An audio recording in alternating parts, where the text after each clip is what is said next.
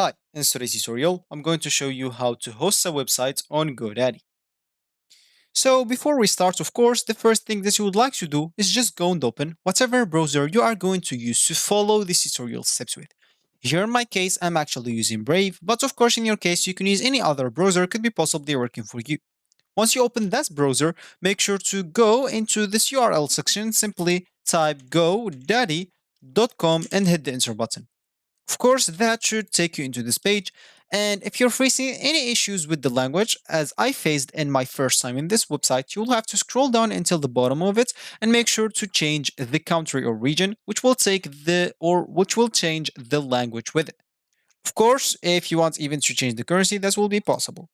So now you will have to go back and log in into your account if you have one. And if you don't have an account, you'll have to go and create one. Of course, you will be able to do both options. As this top right corner option, you will find the option to create or even log in into your account.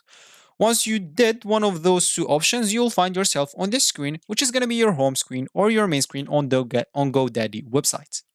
So as we said in the beginning of this tutorial, we would like to host a website on GoDaddy. And of course, if you want to do that, we will have simply to go and once we are at this page, click at this website and hosting. And as you can see, you will find at this hosting, this web hosting page. Click on it, and as you can see, they'll give you a lot of plans to host a website. As you can see, there's the economy plan, the deluxe plan, the ultimate plan, which is the recommended for high traffic sites, and the maximum plan. Of course, every plan comes with its benefits, and the more you pay, the more benefits you get. So make sure to read all those benefits wisely and choose whatever suits you.